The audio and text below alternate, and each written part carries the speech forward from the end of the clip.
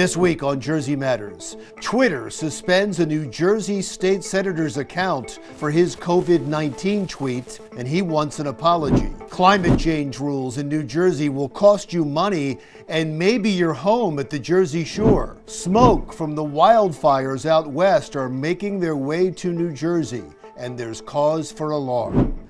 And Asbury Park celebrates its 150th birthday this month.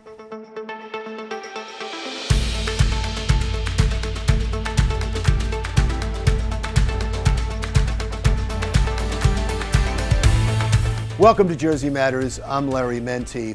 Twitter has come under attack by former President Donald Trump and Republicans across the country who accuse the social media company of censoring the tweets of Republicans and conservatives.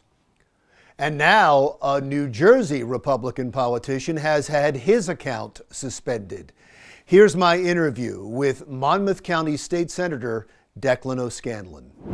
Senator, as always, thank you so much for your time. You find yourself in the middle of a controversy. Before we get into it, let me just read what you tweeted that started all of this. Given that we have crushed COVID with a combination of natural immunity and voluntary uptake, there is no reason anyone should be compelled to take the vaccine.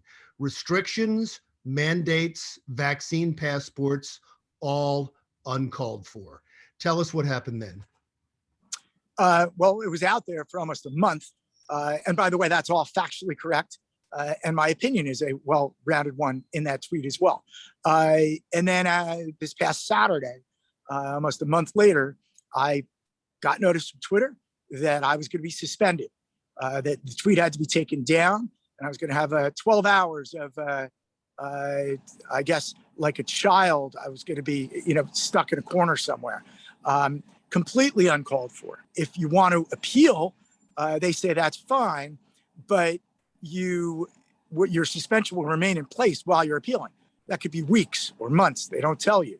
So I rescinded my appeal, my formal appeal, and then upon my reinstatement, I demanded that they put my tweet back up and that they apologize and admit that I violated none of their rules. If you look at their rules, you cannot make the argument that I violated any of them. Now, if they're going to include in their rules that they have an agenda, a random agenda that they are going to, and this is very dangerous within these social media forums that have become town squares, essentially. If they want to admit that they have an agenda that's randomly going to cull what should be reasonably acceptable opinions and tweets and rationalizations, then they should put that up and be transparent about it. And that would be scary, should be scary for everyone. They haven't done that. They have specific rules. I violated none of them. And it'd be very hard even to come up with subjective ones that I violated. Yeah, it's interesting. I read the tweet as I just did for our viewers. I read the tweet and it's clearly an opinion. I may disagree with your opinion, but it's clearly an opinion. And as you said, it should be town square. The timing of this is also suspect because just last week, the White House admitted that they are working with social media platforms to take down what they believe is disinformation about the vaccine. Do you believe that's connected at all? It may be. I was responding to another tweet that linked to another article. But even within that, I think it'd be very hard to justify. And look, the other tweet that I linked to was not suspended. So it's hard to make that connection. But I think there is a big, huge overreach here. And if they could go after my really innocuous tweet and opinion, how many hundreds of thousands of others, people that don't have the megaphone that I'm blessed to have, that are being canceled. That's a really scary thing, that it doesn't matter what side you are on any debate within social media, it should scare you. And we should all stand up and say, this should not stand. There's many Republicans in Washington that say because the White House came out and admitted that they were working with social media, that takes it to another level. That takes it to another level if they're taking down tweets because one party, one administration says those tweets should come down. Do you believe it does as well, and what should happen? There's no question. And we are at a point where we should establish, if we are going to permit any censorship at all, there's debate there. And look, you have to argue, you can't let people incite violence, et cetera. But we need to create what is a legitimately nonpartisan or bipartisan entity to look at these things. To have the White House, certainly a political entity, be influencing social media platforms is outrageous. You cannot have it and have a fair and open dialogue that the public can have confidence in. The confidence is gone right now. Certainly, I was stunned by this. It really hammered home to me that this is something that's real and that we need to worry about. Yeah, there's an argument that it is a private company, that you choose to be on it. They can allow on it what they want. But as soon as they're working hand in hand with the government, that becomes an entirely different matter.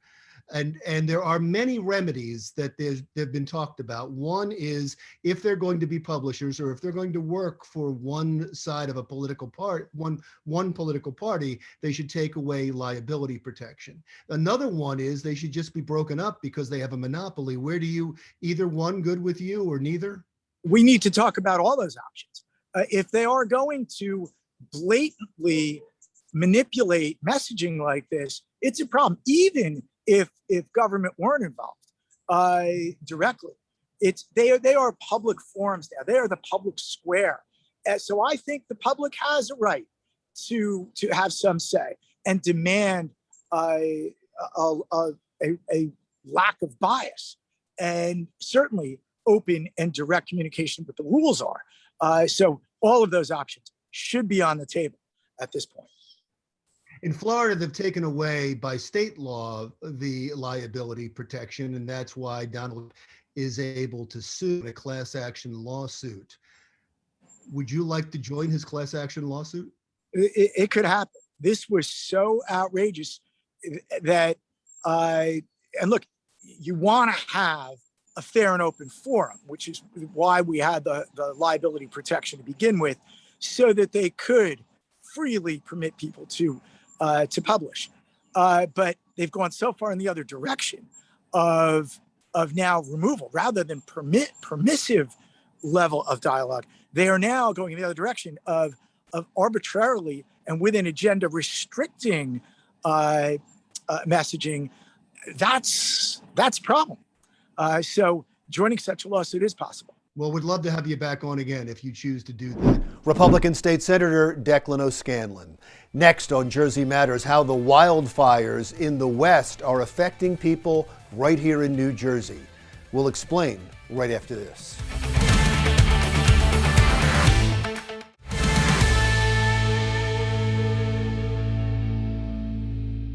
Welcome back to Jersey Matters. Smoke from these raging wildfires in the western part of the United States have made their way all the way to New Jersey and have caused a health alert to be issued for parts of the state. So how did the smoke from these fires travel 3,000 miles to get to us?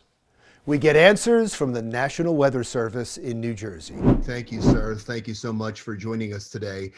So I think the number one question about this smoke that is coming from the western states because of the wildfires there is, how was it able to travel between 2,500 and 3,000 miles to get to us? Yeah, so what happens with these wildfires and the smoke is that the smoke, depending on how big the fire is and what is burning, it'll travel very high up into the atmosphere. And eventually what happens is the smoke gets caught up in the wind patterns aloft.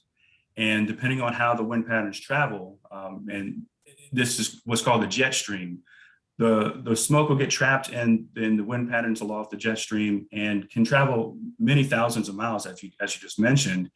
And it'll get dispersed some as it travels through the air, but it won't get completely dispersed for many, many days.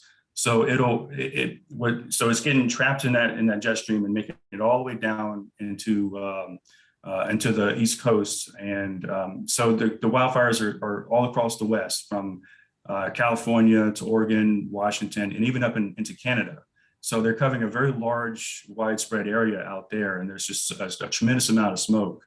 And so while it's traveling aloft in the air mass aloft, eventually, as it gets across further downstream, it begins to settle towards the ground. And depending on the stability of the air downstream, it can make it all the way down to the ground like it did here across the East Coast. And we're just the unlucky ones. Will this continue? Well, what has happened today, actually, if you've noticed today, you can actually see blue sky today and actual clouds in the sky here in New Jersey. And the reason for this is we actually had a frontal boundary come through last night. And that happened, what it did is it pushed kind of a cleaner air mass into our region. So while we were unfortunate to have it the last several days, actually the what you could call the dirty air mass with all the smoke in it has actually pushed south and even further west into the Midwest, into Indiana and Ohio, and in that region, they're getting it now too, because the wind pattern aloft has just kind of shifted a little bit. So that dirty air is just kind of pushed a little further southward. So while we've cleaned out a little bit today, until the fires get contained and the wind pattern, once it kind of shifts again, it could return possibly this weekend into early next week. Now, will it be as bad as it was the other day? That's something it's hard to really tell at this point until we have some computer model guidance that can tell us how thick the smoke and how bad the air mass can be. But they only can run kind of a couple of days in advance. So right now we do know that at least the next couple of days is going to be a normal kind of day air quality wise, but it could return as we go later into the weekend. And other than that, we just have to watch to see how long the fires last and how they're doing in battling the fires to decide how bad this is going to be and how long it's going to be. Exactly, right. Yeah, it can take days, weeks, even months, depending on the size of the fire and where the fire is actually burning. If the fires are in more elevated terrains and higher on mountains, it's really tough for the firefighters to get out there. But they do a tremendous job doing what they do, and I know we just ask people to keep the firefighters and the people who are unfortunately being affected by the fires.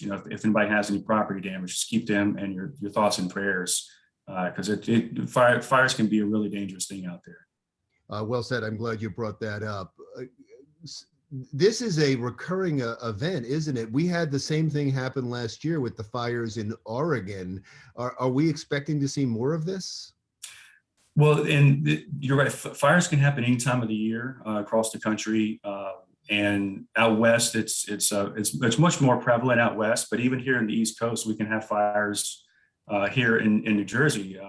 There's different seasons here in the New Jersey area. The springtime is the most prevalent season here. As we go through like the middle part of March into April, especially April and into May, we can have fires. So even if we have fires here locally, we can have smoke impacts. But as you mentioned, last year we had smoke pretty, I don't think it was as significant as it was the last couple of days, but we had the smoke reach us from the wildfires out west last year. And even several years ago, there was some fires that were ongoing in Alaska that covers such a large area in Alaska that actually made it to the East Coast as well. The wind patterns aloft just set up in the perfect way. So they reached our area all the way from Alaska several years ago. Many people may not remember that, but I want to say that was maybe like 10 or 15 years ago. So it does occur every year. The wildfires occur every year out west, multiple times throughout the year. A health advisory was issued in New Jersey. I imagine that was because for breathing problems. Is that just for specific individuals, those who have asthma and those who are prone to breathing problems, or is that for everyone? Well, yes, the air quality alerts are sent out by the State Department of Environmental Protection agencies, and they're especially issued for those, as you mentioned, with lung and heart diseases and the more vulnerable population that have health issues, the elderly and the very young. Those are the most concerned, but anybody, we always say to avoid being outside as much as possible on those types of days, because anybody can have breathing issues when the air quality is that bad. We say take frequent breaks if you're outside, drink plenty of fluids. Almost a similar situation when we have heat advisories and excessive heat warnings. we say to do the same things. Drink the fluids, avoid being outside, go inside in the air conditioning as much as possible, because if you're inside in air conditioning, that at least will help filter out some of the air. Now, it won't get everything out, obviously, all the time, but it will help being inside as much as possible. Well, Lee, as you said so eloquently just a moment ago, our thoughts are absolutely with those firefighters fighting these wildfires out west, and we pray for their success, because the whole country, it seems, can be affected by these fires. And so we hope they get them contained as quickly as possible. Special thanks to the National Weather Service in New Jersey. Next on Jersey Matters. I'm Phil Andrews, and coming up on Jersey Matters, we'll tell you why this needs to be updated and valid if you plan on traveling outside the United States anytime soon.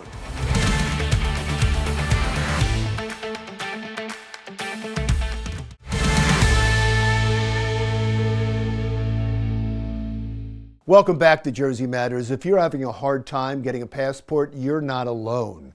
Reports are there's a backlog of 1.5 to 2 million applications for a new passport or a renewal. But Jersey Matters' Phil Andrews tells us one New Jersey congressman is trying to fix that. Phil. Well, you know, Larry, as the country starts to open up from COVID-19, so does international travel. And of course, to travel outside the United States, you must have a passport. And what's happening right now, people are realizing that if their passports aren't up to date and valid, it's going to take them a little longer than usual to get that passport certified. As a matter of fact, there is currently a backlog of 1.5 to 2 million passport applications and renewals currently holding up international travel for Americans, including families in northern New Jersey.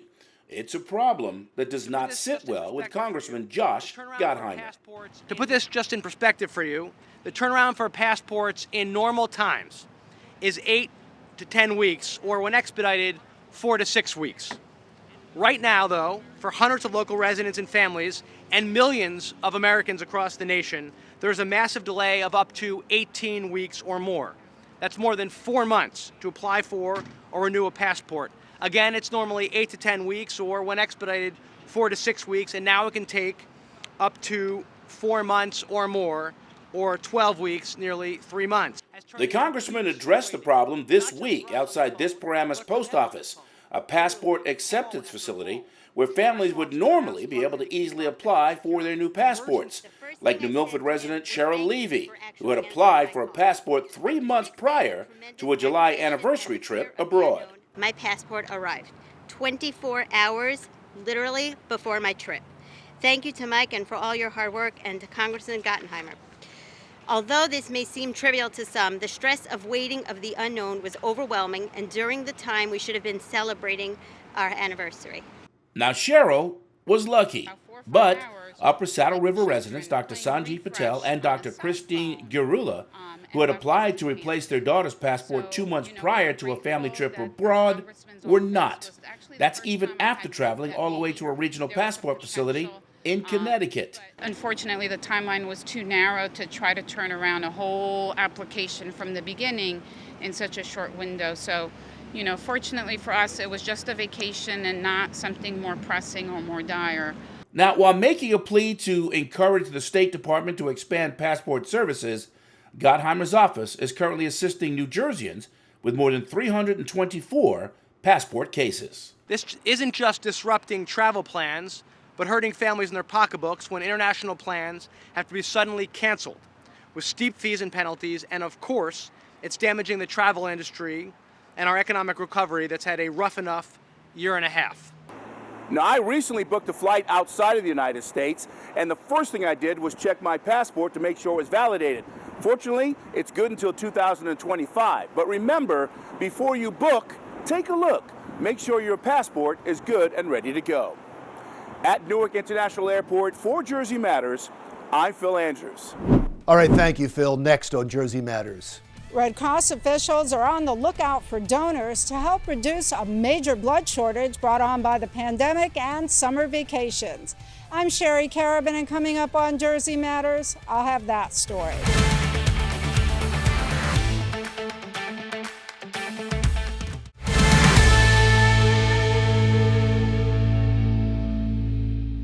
U.S. track and field star A.J. Wilson of Neptune is heading to Tokyo for the Olympics. We had her on Jersey Matters just a few years ago when she attended the Spring Lake 5 to cheer on the participants. Now she'll be returning to the Olympics for the second time. In 2016, she advanced to the 800 semifinals in Brazil. Welcome back to Jersey Matters. I'm Larry Menti. The pandemic has depleted the blood supply in New Jersey to a critical level. And as Jersey Matters' Sherry Carabin tells us, the Red Cross in New Jersey is asking for every New Jerseyan 17 or over to donate. Sherry. Larry, as the Garden State continues to reopen, elective surgeries are resuming and doctors are treating more trauma patients. Both are adding up to an increased need for blood. It's created a severe shortage. I found out that, my blood type is needed, and started thinking about it. I was like, well, God forbid, me or one of my family members might be in need as well. Who would I be to not, donate? Belleville resident Juan De Jesus talks about the reason he turned out at this blood drive at Central Presbyterian Church in Montclair. In his case, he began donating shortly before the pandemic, and he's stayed the course ever since. It's a commitment Red Cross officials hope more people consider making as the Garden State and the nation face a major blood shortage. Blood shortages are very common in the summer, but this summer in particular is quite critical. We've had many people who have gotten out of their homes since the pandemic and have resumed activity that has led to, unfortunately, accidents or in some cases overdoses and some violence and things that have required people to go to trauma centers or emergency rooms for treatment, and often that treatment requires blood. Couple this with the resumption of elective surgeries and the fact that there were simply fewer blood drives during the pandemic, and it all adds up to a huge deficit that Red Cross officials are doing their best to fill through increased outreach efforts and by providing more donation opportunities like this one in Montclair on July 15th. Did you hear about the blood shortage? I'm aware of it because I get a lot of emails telling me about it, but I would have come anyway. That's because it's just a part of my routine. I've been doing this for 20 years. For this woman, donation is simply a return to a previous habit. This is my first time in many years, but I used to donate a lot when I was younger. What brought you out? That I saw an opportunity to come out, that there was a local blood drive, and it's a very easy way to give back. Attracting former longtime donors like Singer and bringing in new ones are a must in order to reduce the shortage. But recruitment efforts are more difficult right now, with residents away on vacation and others who may be hesitant to give because of concerns over exposure to COVID-19. We want people to know that when they give blood, it's completely safe. We're following all safety protocols, keeping everything clean, socially distancing. Even though in large part New Jersey is highly vaccinated, we are, making sure that people feel safe when they come and give blood. For those considering donation, officials ask that you weigh at least 110 pounds and be in good health. In New Jersey, anyone 17 or older can donate, and 16-year-olds can do so with parental consent. There are a number of reasons that people may not be able to give blood, and you can find those on our redcrossblood.org website. Certain travel overseas, or anything from a tattoo, recent bone graft. But in most cases, people are very healthy. When they come in to give blood, they will have a test for their iron, and then that will determine if they can give blood that day. There's also a need for platelet donations, which can be made as often as every 7 days. Most patients can accept platelets from donors with any blood type, regardless of what theirs may be. As for those who may be a little squeamish, this donor offers some reassurance. It's a tiny pinch. It does not hurt at all. And you get to lie down while you're giving blood, so it's easy. And of course, don't forget, when it's all over, you can look forward to a variety of snacks. In Montclair, this is Sherry Carabin reporting for Jersey Matters. Thank you, Sherry. For more information on blood donations or to find out if a donor drive is taking place near you, visit the Red Cross at redcross.org/New Jersey or call 1-800 Red Cross.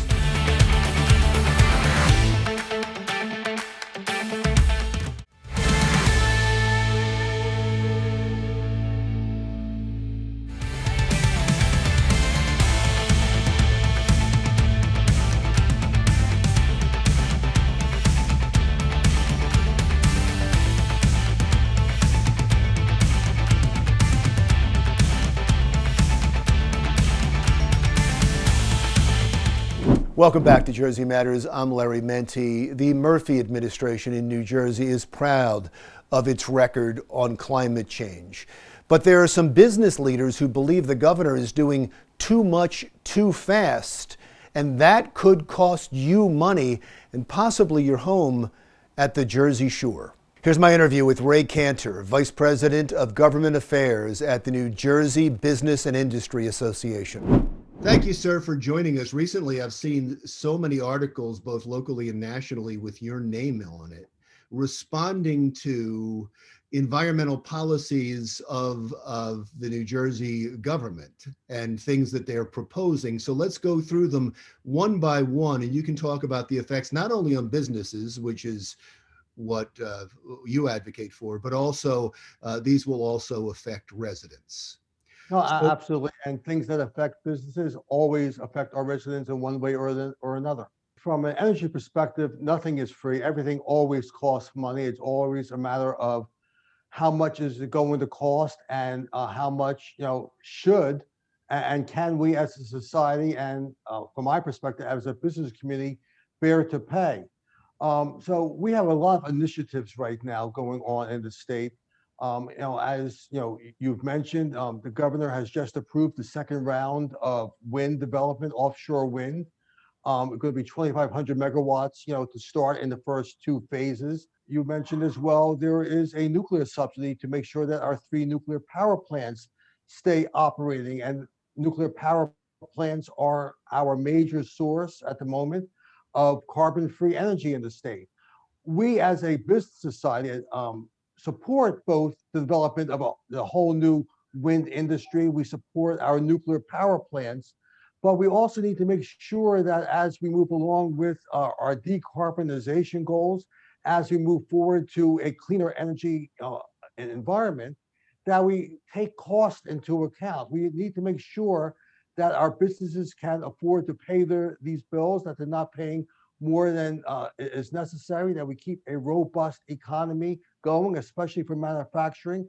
And quite frankly, as you mentioned up front, that our residents could afford to pay their bills as well. We're talking about a monthly cost, a cost that will go on to your power bill from whoever your utility is, your provider. Now, there's been a push by business groups and by consumer groups to get the Department of Environmental Protection in New Jersey to come up with some type of estimate, for the state to come up with some type of estimate of how much it's going to cost. They haven't done that, but the chemical industry has. And from what I heard and from what I've read, they were stunned by the results and the effect on businesses, especially big businesses that have large plants. I know you've seen the study. Can you tell us what it says? Well, again, and I don't have to say in front of me, so I can't tell you what their exact numbers were, but they're estimating the cost of the approved wind plants and of the nuclear subsidies. And they were saying that some of their larger members, who are also our members as well, will be paying as much as $300,000 a year just for this part of that subsidy. And that's not their total energy cost. That's just for these two aspects of it. Let's talk about the trucking industry, because you were also quoted in a Politico article about the trucking industry based on a California mandate that they get rid of all diesel fuels and make all their trucks electric cars by a certain date in the future, 20, 30 years in the future. New Jersey is talking about doing the exact same thing. It's already been recommended by the DEP. How will that affect the trucking industry and trucking manufacturers in New Jersey? Well, it can have a really significant impact on our trucking industry, especially all those independent truckers who will be asked to pay as much as $100,000 more per truck, plus all the installation costs. So I was saying, under the Federal Clean Air Act, a state has two options as to determining what type of cars, or in this instance, trucks, can be sold within their state. They can adopt a federal model, which in the instance of trucks is a model that's being used in 49 states. Or they could adopt what California has done.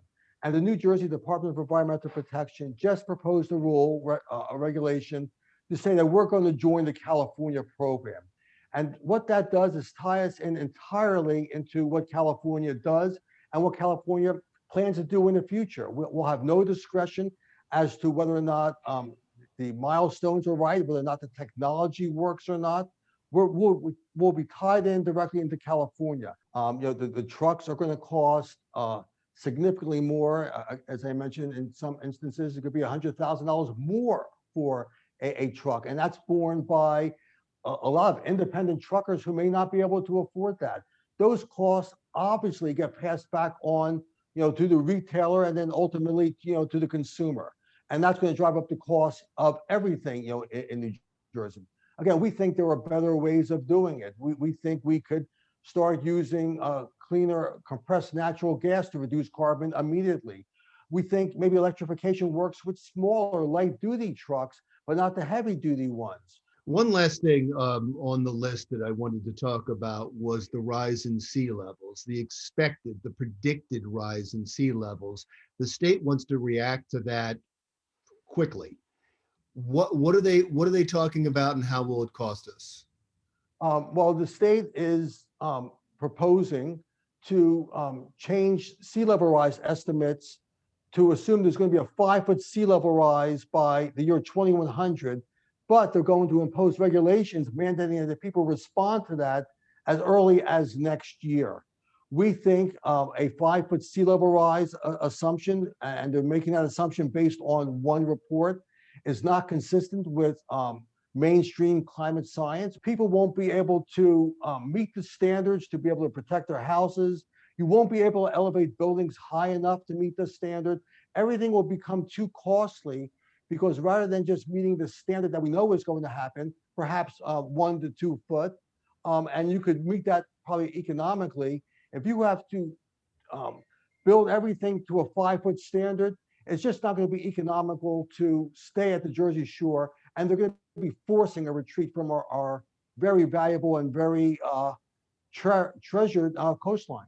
Well, you got a lot on your plate that you're fighting for, and I know this is just the environmental stuff. You've got even more than that, and would love to have you back to talk to you some more about this and other topics. Thank you so much for your time, sir.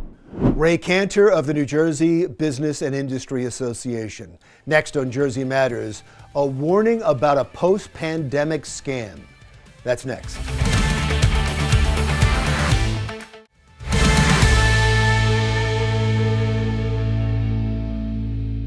Welcome back to Jersey Matters. A warning now. Some creeps are trying to use the pandemic to scam some people in New Jersey out of their hard-earned money. Here's my interview with Marissa Travaline, Vice President of Customer Experience at South Jersey Industries. Marissa, thanks so much for spending some time with us today. Tell us about this scam. What is happening? Well, honestly, Larry, what we're seeing is just more customers who are currently in arrears. And the reason this is so timely is there are folks who are now behind on their utility bills for the first time, perhaps. They may have never fallen behind before, and they don't know what to expect. They don't know what kind of options they have available to them. And scammers are really taking advantage of that. These folks are anxious. And with that anxiety, scammers are able to create a sense of urgency among a customer to potentially take an action without really thinking it through. Well, tell me exactly what's happening. Are people getting phone calls? Are they getting emails? And what are they saying? All of the above. Unfortunately, scammers use a number of different tactics to get your attention, to potentially get your account information. They are using phone calls, predominantly phone calls, to reach out to customers and say, you have to make a payment of X amount right now or your service will be cut off. Often that will prompt the customer to follow instructions to go purchase, gift cards or purchase some type of payment card, perhaps to use an app that maybe they're not familiar with or wouldn't normally pay their bills with. Those kind of things should create an alarm for a customer. Now, what happens then? If somebody follows through with that and they pay that, do they just want the money, or do they then have your information so they can do more harm? That's a great question. I think it depends. Honestly, it depends what kind of a scam you may fall victim to, unfortunately. So at a minimum, they are receiving the payment that you're sending. What we suggest customers do always is if you're not comfortable with a call or an outreach that you receive, hang up the phone, indicate to the person on the other end that you'd like to contact your utility directly.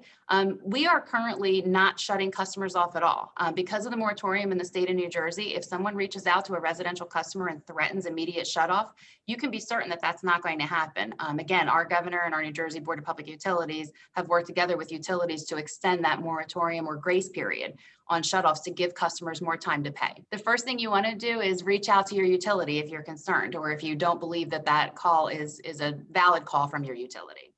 The other thing you can do is use services that are available like My Account. Both South Jersey Gas and Elizabethtown Gas offer a My Account portal. That helps you control your own customer information. You'll be familiar with what your account balances are. You'll be familiar with what you truly owe on a bill. So if someone's telling you otherwise, that's how you can validate your information.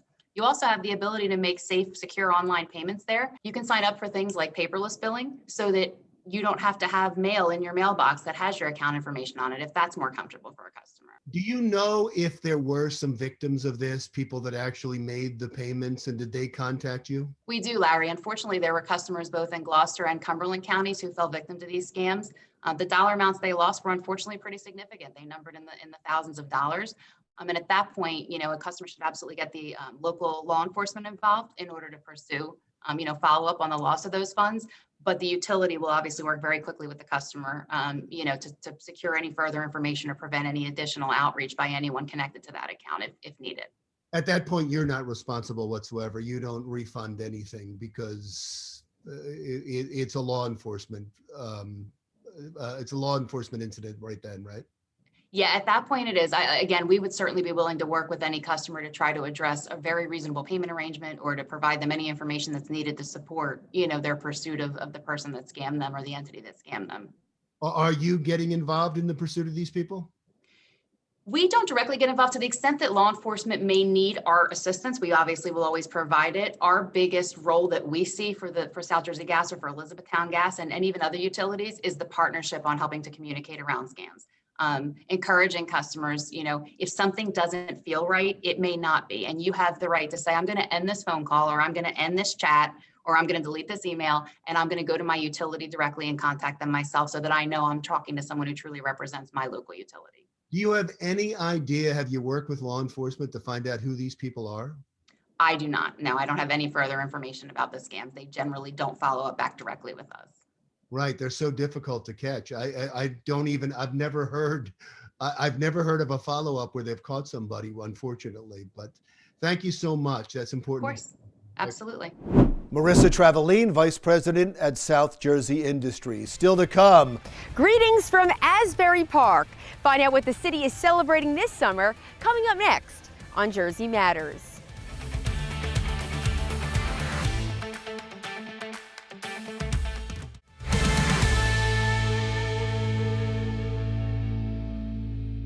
Look, guys, if the weather was a food, I think I would describe it as scrumptious. It has been absolutely perfect with sunshine and comfortable temperatures and very low levels of humidity. Unfortunately, if you're like me, you're not a fan of the high heat and the high humidity. And well, unfortunately, our comfort factor is going to go way down as the hot summer temperatures return. An unsettled pattern is back as well, with several opportunities of showers and thunderstorms, and our dew points are probably going to be back up near 70 degrees. Now, we're not really looking at any one big wet weather maker. There will be several opportunities of scattered showers. It's your typical summer pattern here in New Jersey, and by the end of the week, actually have a cold front that's going to come through. That could bring a round of stronger storms, but most importantly, it's going to be bringing some relief. And then after that, I think we end up in a situation where temperatures are actually around normal again. So around 90 right through Thursday, backing off into the middle 80s on Friday and Saturday. For Jersey Matters, I'm Nor'easter Nate. Welcome back to Jersey Matters. Long before Bruce Springsteen waxed poetic about Asbury Park, the city was known for a rich history, especially when it came to music. And as Kimberly Kravitz reports, the town is celebrating an important birthday this month. Kimberly. 2021 marks the 150th anniversary of the founding of Asbury Park, and the city has been through a roller coaster of high highs and low lows, but one thing remains the same through the decades. Even when people had no other reason to come to Asbury Park, they came for the music. The music kept Mr. Clifford Johnson in Asbury Park for his entire life of 98 years. Home is it's just a special place to me. The west side of Asbury Park, you've heard of Springwood Avenue. Well, if you know anything about the old Harlem of New York, Springwood Avenue is like the old Harlem. Clubs and music, shows all over the place. The Turf Club in Asbury Park is one of the major jazz places in the west side of Asbury Park. They painted some pictures on the wall at the Turf Club, and they got my name under a window. At one time, it was Clarence Clemens, Ray Charles, and Duke Ellington sweeping the streets of Springwood Avenue. But then later on, rock and roll made its way to the boardwalk. So the Stone Pony is still here, the Wonder Bar is still here, and Bruce still comes, right? And Southside is still out there. John Moore, a lifelong resident and now mayor of Asbury Park, tells me that growing up here was magical. None of us realized we lived in a mini Disney World. Moore is proud of Asbury Park's history. But in 1874 was when it was incorporated as a borough, and then 1897 it was incorporated as a city. The 1890s was the big blossoming period when all the hotels along Ocean Avenue and then down the numbered streets were open and were bustling with activity. One of the toughest times in Asbury Park was about 50 years ago, during the time of riots and civil unrest. During that time when Martin Luther King was assassinated, Bob Kennedy was assassinated, things started getting, I started seeing a lot of faces that I never saw before. The night of July 3rd, 1970, and I saw so many people running back and forth, males, and I didn't recognize any of them, and I knew all the local people. They burned most of all of the jazz places, all the black businesses. I mean, it was just... But with that came a revival. We were down and out.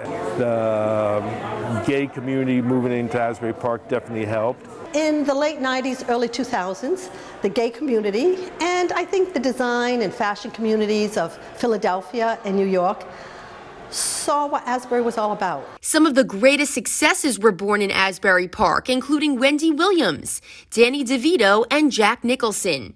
The education system in the city was one that also had its good and bad times. There was a golden era for Asbury Park's public education where they were graduating kids that went to extraordinary schools who became stars in their respective professions. The unfortunate thing is the quality of education that produced those graduates changed.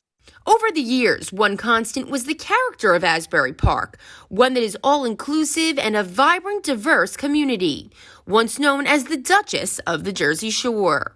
Well, the LGBTQ community has always had a home here in Asbury Park, but the future is really defined by what we do with this home. Well, the city still has a ways to go, including the west side of town where most residents still live under the poverty line. But it doesn't keep people away from this Jersey Shore town, right off exit 100 off of the Garden State Parkway. Reporting for Jersey Matters from Asbury Park, I'm Kimberly Kravitz. All right, thank you, Kimberly, and happy birthday, Asbury Park. My commentary is next.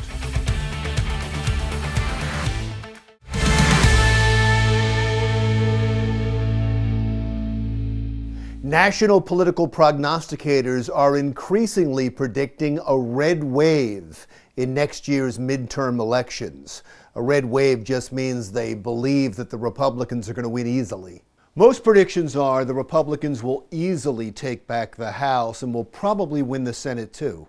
Political scientist Rachel Bidikofer, a Democrat, accurately predicted a blue wave for the Democrats in 2018. And now, according to her research, the Republicans will win big in 2022. What are the odds of a red wave? They're excellent. The midterms are always about how the president is doing more than anything else. That's why this week, Tom Emmer, the chair of the Republican Congressional Campaign Committee, laid out a strategy for the midterms. The Republicans are going to attack the Democrats on rising crime, rising inflation, and the crisis at the border. You'll remember that even though Joe Biden defeated Donald Trump to become president in 2020, the Democrats surprisingly lost seats in the House of Representatives, and many Democratic members complained it was because rising crime and the defund the police movement. Virginia Congresswoman Abigail Spanberger was especially upset during a post-election Democratic conference call. The number one concern and things that people brought to me in my that I barely read one was defunding the police. And now that crime continues to rise, especially in Democratic cities where Democratic politicians defunded the police, the Republicans once again believe they have a potentially landslide issue. In Portland, homicides are up 500%. In Atlanta, they're up 58%. The list is long of Democratic cities where police budgets were cut and crime rose dramatically. Look, this is a real problem for the Democratic Party, and the leader of the Democratic Party, President Joe Biden, has desperately been trying to change the narrative, as he did once again at a CNN town hall in Cincinnati. So then how do you respond to Republicans who try to paint you and your party as anti-police? They're lying. What about defunding the police, though? Because there's I've never said defunding the police. Look. Yes, that is true. Biden was never a proponent of defunding the police. But it's not true about the Democratic Party, because there were many members who were big proponents. Yes, I support the defund movement. Not only do we need to defund, but we need to dismantle and start anew. Why use the word defund? Why use the word defund? And it's like, this is the word that's coming from the streets. I am for defunding the police. A moment to reimagine policing, to take things off the shoulders. In many cities in America, over 1/3 of their city budget goes to police. So we have to have this conversation. And they were just some of the Washington politicians. Democrats in every major city in the country not only supported defunding the police, they did it. The Democrats are going to have a real difficult problem trying to untether themselves from this toxic issue before the midterm elections, even though they're 16 months away. And if inflation keeps going up, and Americans keep seeing these pictures of a worsening crisis at the border, well, it's difficult to see how many Democrats in Congress will be able to avoid being swept out of office by quite possibly a red tidal wave. I'm Larry Menti. We'll talk again soon.